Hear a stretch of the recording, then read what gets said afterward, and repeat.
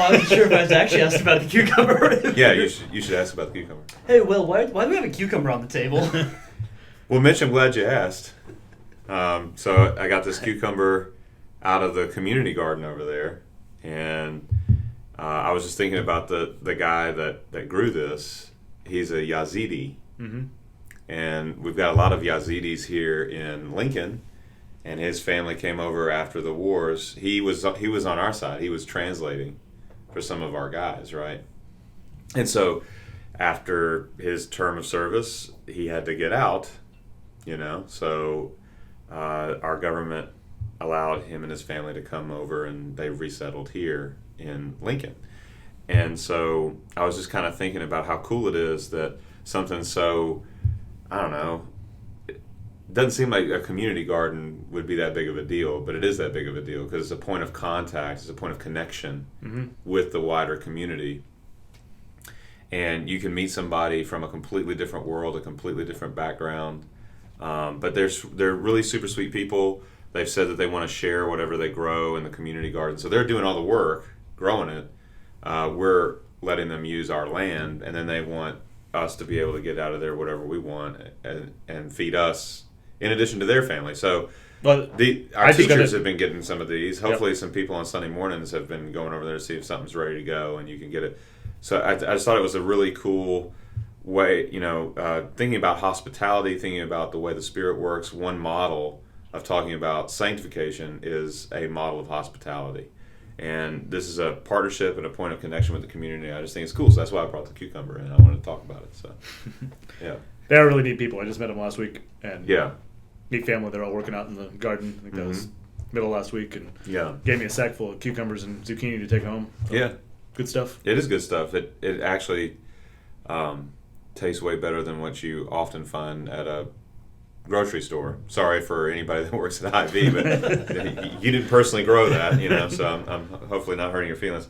They do a really good job, and the produce tastes fresh. It tastes great. So, but I just think it's cool the way that you share life with your neighbors as a church. This can be seen in some sense as this neighborhood's campus. It's not just our campus, and that's a cool reminder.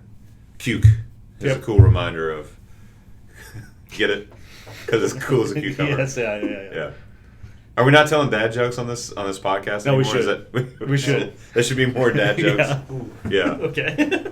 So we got Mitch with us today, though. Hi. Yes, I'm here. Yeah, Mitch is with us. And what are we talking about today, fellas? We're talking about... Well, so Mitchell's our summer intern, DCE intern. He's here for a couple more weeks. Yeah. And we talked about having him join us for the podcast a little bit. Is this where we say... Dan, what's a director of Christian education? Is that where we do that? Sure, yeah. Okay. So Mitch, what is a director of Christian education? Director of Christian education is, it means I really love Jesus, but I'm too lazy to become a pastor. That's really where that middle line is. Okay. You're going to do that, you got to say that when I'm not drinking coffee. My bad. Sorry about that. It was originally intended to be the connection between the church body and the pastoral office because, fun fact, not every church has pastors that like to interact with the congregation as much as the faith pastors do. And so we're really blessed in having you guys being willing and wanting to actually interact with people, and that makes my job. He's got to say how blessed I know, he is because he's wedged between us. He's wedged between us, and he's got to come back here in January. Yeah, he's got to come back, so he's got to say stuff like that. No, I appreciate the compliment, but and even with but the bottom line though is that a director of Christian education though is you're a commissioned minister of the gospel, right?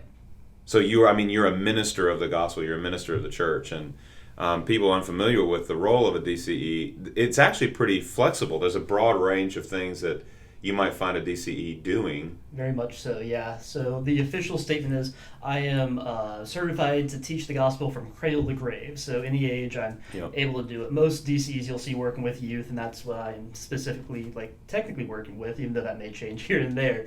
But so middle school, high school is where you'll find most DCEs, Mm-hmm. but there's a lot of them that work out in church or camp ministries, and that's an awesome opportunity. A lot of them work with younger children age, and Mm-hmm. there are some that do more familial stuff. So it's really very broad range, absolutely, like you were saying there. Yeah, and what you've been doing over the summer is building a lot of relationships with youth and their families, Yes. because we've, in our context, we've had a really tough time in the last few years when it comes to youth ministry. We're still standing strong with families when we're talking about the Litlins, right? Mm-hmm. The really young children. But then they get past like confirmation, and it's like, well, now what? And so that's initially where you come in to start helping. But you and I were talking today about summer camp activities for like next summer and stuff like. So, and then you were part of our planning for the whole year. Yep. We all went out. Staffers, volunteer and paid, we went out to do a retreat out at the district offices in Seward, and you were part of the planning out of the entire year's programming. So for people who don't know what all you do, because they're not seeing what you're doing right. all the time, you're quickly becoming integral in the whole ministry team and the whole ministry picture. And I've appreciated your perspective on a couple of things throughout the summer. So it's been a great summer. I hate that it's coming to a close for you very soon, like 10 more days, right? Something like that. And I'm not too fond of the classroom, but I got to go back. I got to finish up school. But it's very important, but I would much rather just be able to be up here. Well, and you joke about being too lazy to want to be a pastor, but I still think about with what you've been doing here over the summer and it being an extension of the pastoral office and being an extension in the way that, like Will was saying, connecting with families, connecting with kids, connecting, in ways to help even bridge gaps of maybe folks that we aren't connected with, or just overall as a whole ministry with an age group, at least initially right now, that we really need to. We're in a developmental phase to do some new cool stuff. So yeah, and you're going to be back in January. While you're gone, you're keeping up ties with the kids and stuff, like over Zoom and that sort of thing. You're actually doing a lot of writing. I am, yes. From a distance. So you're writing curriculum for Sunday school for Sunday school for the middle school and high school both. Yeah. And then also working through John Wooden's Pyramid of Success with the high school boys. Okay. All right. That book had a big impact on my life when I was trying to figure things out. So. And you've kind of lit a fire under some of our ladies. Yes. Because there's a group of 3 gals who are going to take the girls, the high school girls, and do a study while you're gone. Yeah. So what you've been doing is kind of spark some interest from some of our other key leaders in the congregation, and that's really cool to see because it means that we're all getting on board. It's all hands on deck, and that's the way to move forward, I think. Yeah, absolutely. Yeah. So that's cool stuff. Something I was thinking about, I guess, with all this too, is we're talking about ministry-specific things with Faith and with DCE and Mitchell and all of us and pastoral care, whatever it happens to be. But this kind of triggered in my mind thinking about and you and I've got kids the same age, girls that are close to middle school age, a few years off yet. But they're starting dance this fall. Yes, they're starting dance this fall. I was informed of this. That they're going to be going to the same studio. They're going to be going to the same studio, yeah. I'm telling you, we need to start saving money now for like the house for college, That way we can just have all of our daughters like in the same house and I feel like we can keep up with them better, you know what I mean? Well, it'd be the excuse to show up on the Sunday afternoon and be check like, on how the house is. Hey, I thought there was like a leak. I'm just going to check that. How y'all doing? You doing your homework? Like just brought some light bulbs. Get ready or out. Yeah. And luckily, neither of our daughters thinks that our podcast is very interesting, so they're not gonna hear this. So they're not. But yeah, so we got girls the same age. Well, and my thought with this is that they're not quite there yet, but it's starting to get to that busyness of dance class or busyness of sports or the busyness of life, just all the different ways the society has for ways to get your kids involved in it. And Mitchell, I was kind of curious what your take on this a little bit too. What's the deal with that squeaky chair, dude? Like, it's Are you up against the wall there? I think he's up against the wall. It's really squeaky. Anyway. All right, I'm sorry. So, what are we talking about? Well, just wondering about squeaky chairs. Squeaky chairs. What are we talking about? The ways that everything that's going on with kids now, and I mean kids, whether that's kids our age, 8, 9 years old, all the way up through high school, up through young adults, and how much those all can be, how you prioritize your life to make space for the gospel, to make space for Bible study, to make space for church and ministry. How these things you fit see in. this working with families. Yeah, absolutely. Like when you're like competing with like youth sports or whatever the issue is. There's so much baseball going on this summer, and that was the biggest thing I heard was, we had a baseball game tonight. And I love baseball, so I'm not going to put it down. No. And sports are great for personal development and that kind of thing. Where do you see some challenges though from your role as a DCE. Like where do you see families struggling? So it's just like you said there, the competing for the time. It's all about time. All about time. You know, you Yeah. have 24 hours in the day, and it's recommended 8 hours of sleep a night. I know I don't get that, but recommended 8 hours. So that leaves 24 minus 8. What was that 16? Usually, yeah. Yeah. Is this why you dropped out of engineering school? Yes, right? yeah, the simple, I'm sorry. simple subtraction there. Leave 16 hours in the day to do Yeah. whatever else, and part of that's eating and how many times are we on the go and just getting something fast rather than being able to sit down like a family like they did in the old days and share that time, or even outside of that, having those evening devotions. How many times do we just put that aside and say, I'm tired, I'm going to bed now? Yeah, I mean, different cultures use time differently, and They do. I've seen this because I've lived in other places. And I also see it because I read the Gospels, right? So Jesus didn't say 24 and then sleep 8 and you got to see. He said there's 12 and 12. You got 12 hours to get all your stuff done, and then you got 12 hours of nighttime where you're chilling or maybe you're sleeping. But he didn't live that way with his disciples. So we just did this past Sunday. Up on the mountain in the middle of the night. Yeah, he's up on the mountain in the middle of the night, and they're rowing across in the middle of the night. He's walking on the water sometime between 3 and 6 a.m. They're not using time the way he alluded to it, and I've seen that in other places I've lived. People do use time differently, and they see their family time and their time with friends or other kinds of commitments very differently than we typically do here in America. Everything here in America, it's not based around the relationship necessarily. It's based around the programming. So like youth sports, or Yep. it could be band camp. You know, it's going to be focused on the programming, and then that's how you have to divvy up your day in terms of the hours. And I wonder to myself sometimes, is there a way to combine family time with something else? You know what I mean? Like, it's hard sometimes because of your work schedule, but if you can be at your kid's practice or something, you know, and you're cheering them on, is it quality time in the same way that when your kids are little and you're reading them a book or something? It's not. No. But, you know, you can find those moments on the way to the practice, on the way home, to be talking about whatever. That can include faith. It can also include, now, son, I'm going to explain to you why Songs in the Key of Life is one of the greatest album sets of all time, Volumes 1 and Volumes 2 by Stevie Wonder. You know what I mean?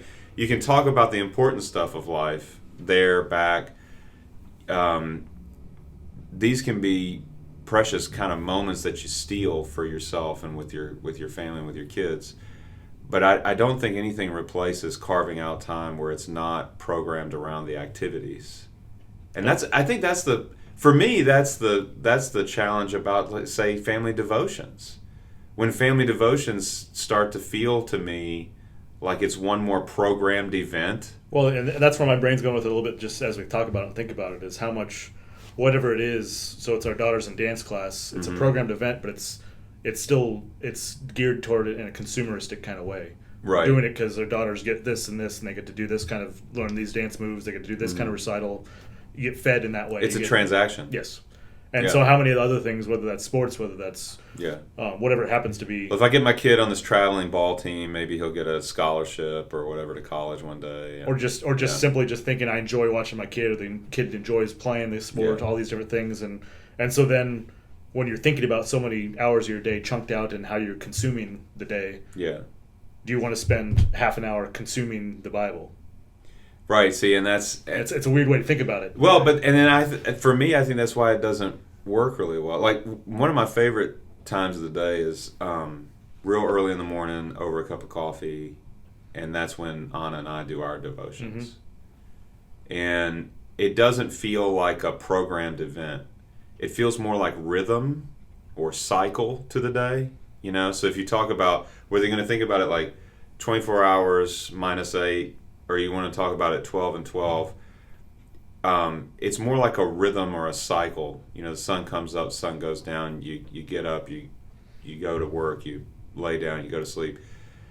when we do our devotion that way, it feels like the rhythm of living together. It doesn't feel like a programmed event, and then it becomes this very special time. It's also, though, why if we skip that opportunity over a cup of coffee to have, because of whatever else is going on, it's not happening the rest of the day. Mm-hmm. Like you can just it's a wash. Forget it. It's not. You're not going to come back to it and be like, so do you want to catch back up on that Bible reading? Like it's never going to happen.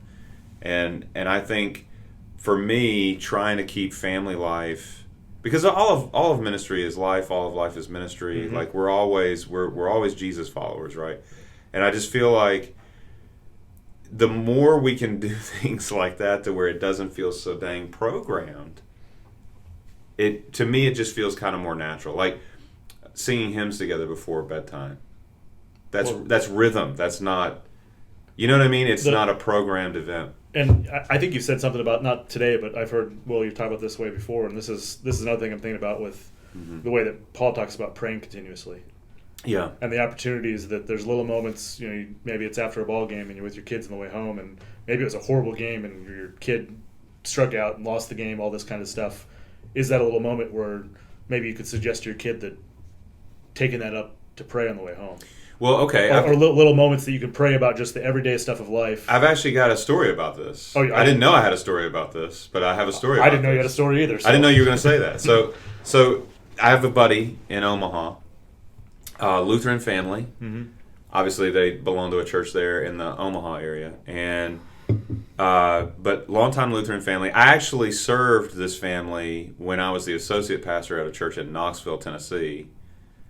So we moved up here to Nebraska, and then he got a job offer in Omaha, and he called me. He's like, so tell me about Nebraska. And I'm like, you're going to love it here. The people are awesome. But we are the chain migrants that Trump warned you about. because we came up from the South, and we brought these other people with us. So anyway, but they're awesome people. And I just love whenever we get to hang out and just spend time together. And they've got 2 kids. They've got their oldest is a girl, their youngest is a boy, and he was playing baseball this summer. And something happened that was really a tough thing to get through. And it wasn't just striking out or losing the game. It was they had prioritized some different things like church and other activities and had it cut into some of the practice time. Yeah.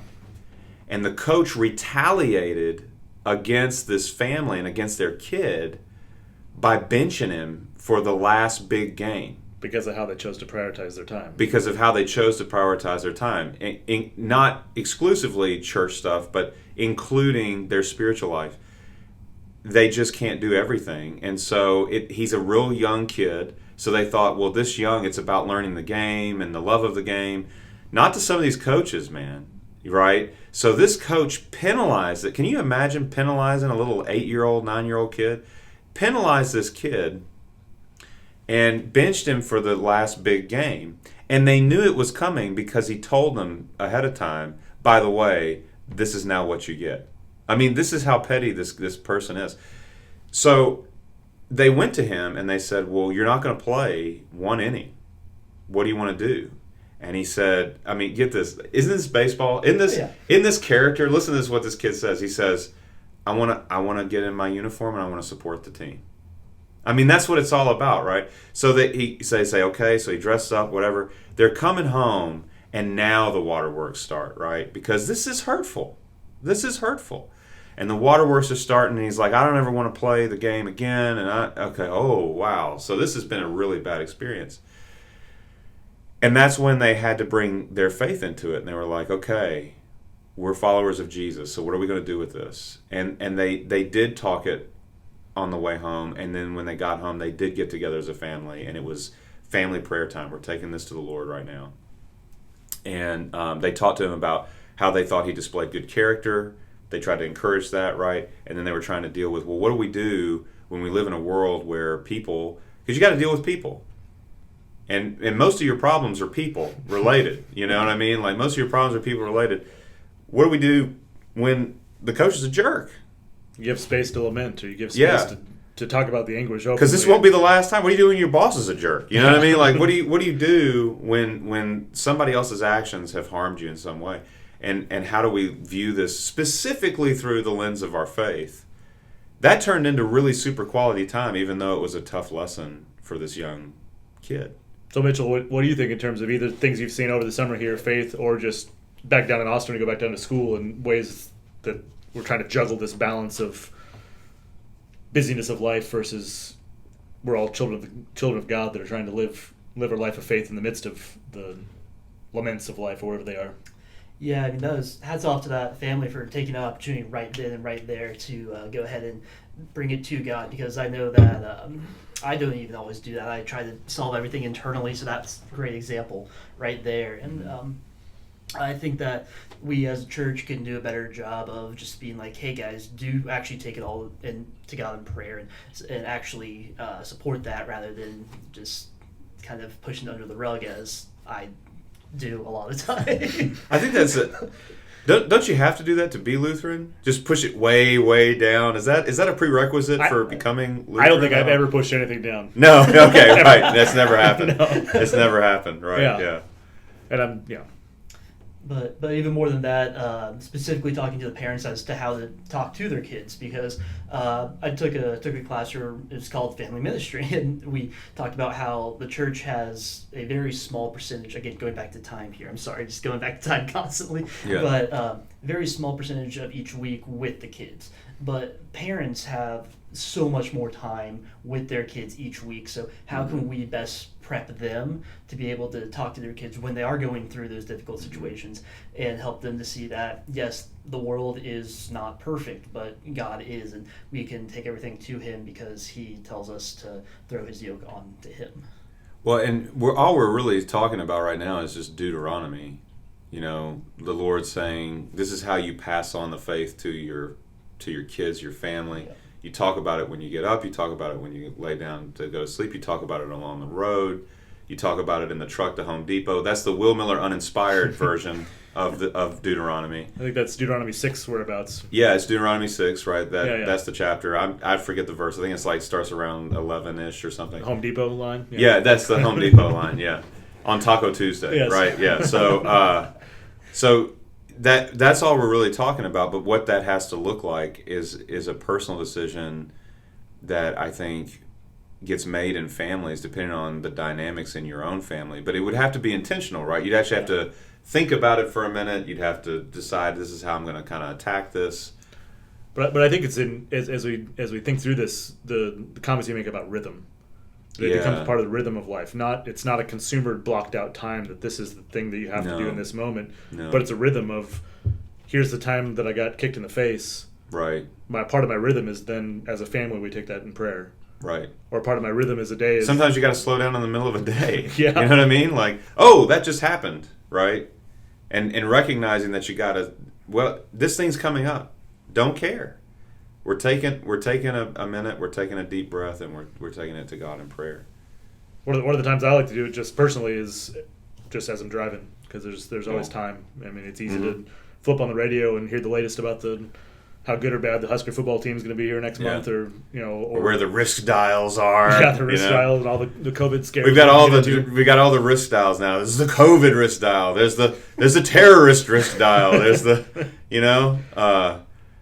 in my world, the risk dial is how likely the Cubs are to win the World Series. Because as a Cardinals fan, nobody wants to see that, man. Come on, no. But sorry to all you Cubbies fans out there. But so we got all the risk dials, right? But and my thought is, but why not just turn that off? Yeah, turn that off, man. Who needs to hear that right now? We can be talking to our Father and lifting up the day and just you talk about that's how Jesus describes our relationship with God. He's our Father. Yep. I think there's a reason that he wants to talk about how we handle our rhythm of handing over the faith into families, because there's a model here that really is more about us and our relationship with God. And here's another thing. This is just a neat thought for me thinking about this, because you might be listening to this and thinking about this isn't easy, and you look at my schedule and how much time I have, and how in the world am I possibly going to fit Bible study or prayer time or any of these types of things into the chunks of the day that I've got blocked out. But I think the neat part about it, for me at least, is the fact that when I look at my kids, is I mess it up probably every day, most every day. Mm-hmm.